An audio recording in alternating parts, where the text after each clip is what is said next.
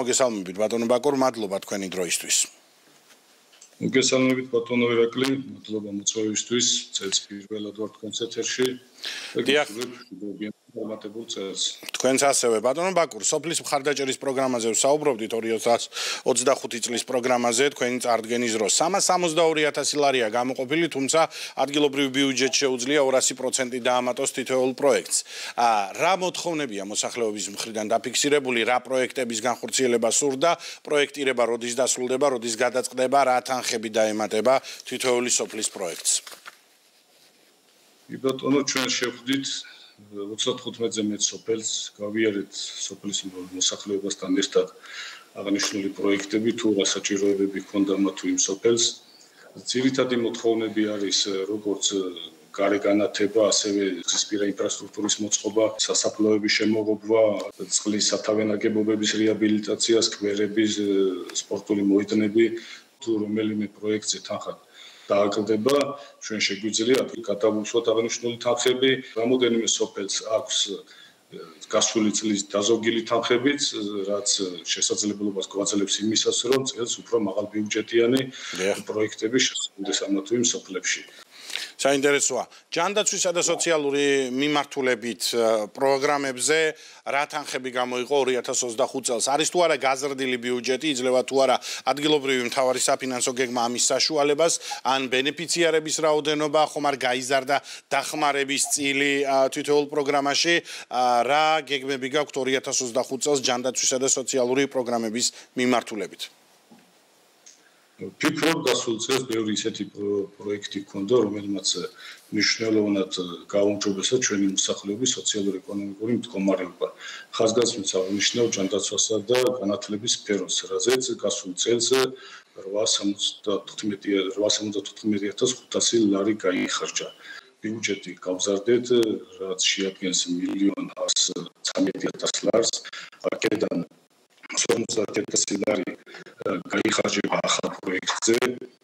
რამოდენიმე დღის წინ ყაზბეგის მუნიციპალიტეტის მერიასა და შპს ფენიქს შორის გაფორმდა ურთიერთთანამშრომლობის მემორანდუმი.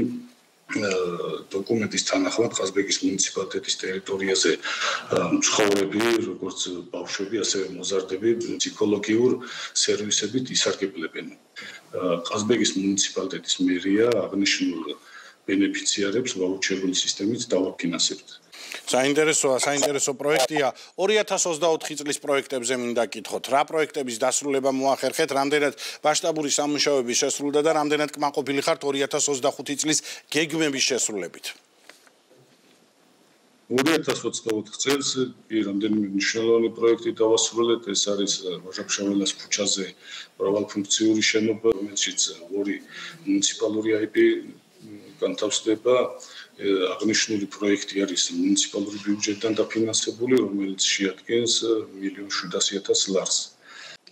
ასევე დასრულდა 9 აპრილის ქუჩა, დასრულდა კიდე ვაჟა-ფშაველას ქუჩაზე, ვაჟა-ფშაველას 98-ში მრავალბინიანთან მისასვლელი გზა.